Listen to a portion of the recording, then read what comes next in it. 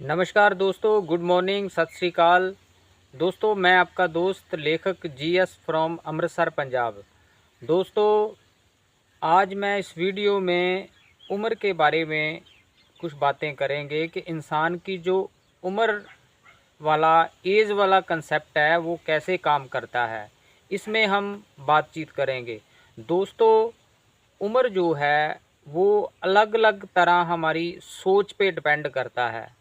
जिस तरह की हमारी सोच होती है, जिस तरह के हमारे ख्यालात होते हैं, जिस तरह का हमारा रहन सहन होता है, जिस तरह का हमारा खान पान होता है, उसी हिसाब से हमारी एज भी काम करती है। और यानी कि हमारा जो बॉडी स्ट्रक्चर है वो भी उसी तरह का बन जाता है।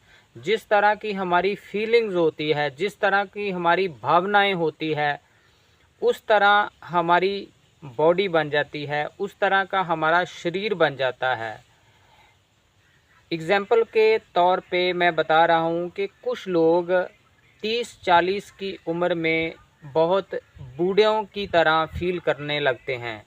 यानी कि कुछ लोग बहुत जल्दी बूढ़े हो जाते हैं।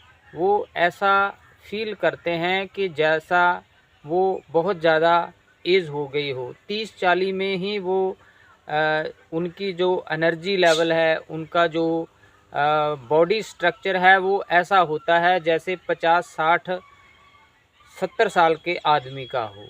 लेकिन कुछ लोग 60 के होकर भी 30-35 जैसे लगते हैं, 25 जैसा उनका एनर्जी लेवल होता है। वो बहुत लंबा समय जीते हैं और बहुत लंबा समय उनका जो शरीर होता है, उनकी जो बॉडी होती है वो काम करती है। जिस तरह हमारे पंजाब में एक एथलीट हुए हैं, उनका नाम था फौजा सिंह। वो 110 साल की उम्र में उनकी डेथ हुई थी। वो भी किसी एक्सीडेंट में हुई थी, नेचुरल डेथ नहीं हुई थी। वो 110 साल की उम्र तक तंदुरुस्त रहे। तो वो भी इंसान थे। ऐसे और भी कई इंसान हैं जो 80-90-100 साल की उम्र तक बहुत अच्छे से उनकी बॉडी काम करती है। वो काम करते हैं, लोगों में विचरते हैं और बहुत अच्छी तरह लंबा समय तक अपने जीवन को वो एंजॉय करते हैं। दोस्तों, मैंने सीक्रेट बुक में पढ़ा था कि जिस तरह की आपकी फीलिंग होती है, जिस तरह आप अपनी बॉडी के बारे में सोचते हैं, उसी तरह का आपका बॉडी स्ट्रक्चर बन जाता है। उसी तरह आपके शरीर की भी प्रोग्रामिंग होती रहती है। जिस तरह की आपकी फीलिंग्स होती है, भावनाएं होती है, जिस तरह का आपका खान पान होता है, आपका बॉडी स्ट्रक्चर भी वैसा ही बन जाता है। अगर आप कम उम्र में बड़ी उम्र वाली फीलिंग्स रखोगे, सोच रखोगे, तो आपके शरीर की जो दिखने में भी आपकी जो बॉडी है वो वैसी ही दिखेगी। इसलिए एज जस्ट नंबर्स, ये सच है। जिस तरह की आपकी फीलिंग्स होगी, जिस तरह का आपका खान पान होगा, खान पान भी हमारा बहुत ज़्यादा हमारे शरीर को, बॉडी को प्रभावित करता है, उसका असर होता है। अगर आप सात्विक खाना खाओगे, अच्छा खाना खाओगे जो आपकी बॉडी के लिए अच्छा है, उसमें विटामिन्स हो, मिनरल्स हो और न्यूट्रिशंस लेवल अच्छा हो आपके खाने में, तो आप की जो बॉडी है, आपका जो शरीर है वो तंदुरुस्त रहेगा और लंबे समय तक आप जी पाओगे और आपका बॉडी स्ट्रक्चर भी वैसा ही होगा।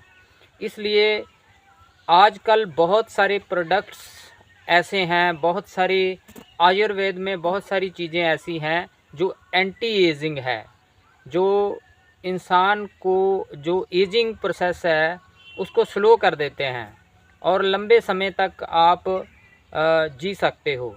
इसलिए जो मेरे कहने का भाव है कि जो एज है वो आपकी सोच पे डिपेंड करता है, आपके थिंकिंग पैटर्न पे डिपेंड करता है।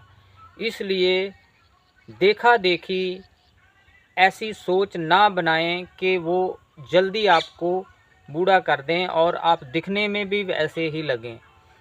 कई लोग आपने देखे होंगे कि कई ऐसे होते हैं, दोनों माँ बेटी होते हैं और एक जैसे लगते हैं, बाप बेटा होते हैं, एक जैसे लगते हैं, इसलिए कि उनका वो बॉडी स्ट्रक्चर ऐसा होता है, उनकी जो थिंकिंग पैटर्न ऐसा होता है, उनका खान पान ऐसा होता है, कुछ उनके जो डीएनए में ऐसे सेल्स डेवलप होते हैं जिसके कारण वो ऐसा उनका बॉडी स्ट्रक्चर बन चुका होता है। कई लोग बहुत कम उम्र में ही बहुत ज़्यादा एज्ड लगते हैं। सो हम अपने थिंकिंग पैटर्न को बदल के अपना बॉडी स्ट्रक्चर भी बदल सकते हैं, अपनी सेहत जो है वो अच्छी कर सकते हैं, तंदुरुस्त कर सकते हैं। इसलिए जो शरीर के बारे में, उम्र के बारे में जो भ्रांतियाँ बनी हुई हैं वो बहुत सारी ऐसी हैं जो हमारा नुकसान करती है। इसलिए ऐसी सोच को हमें, ऐसी थिंकिंग ही बनानी चाहिए, ऐसी सोच ही ऐसी बनानी चाहिए कि हम लंबा समय जी सकें।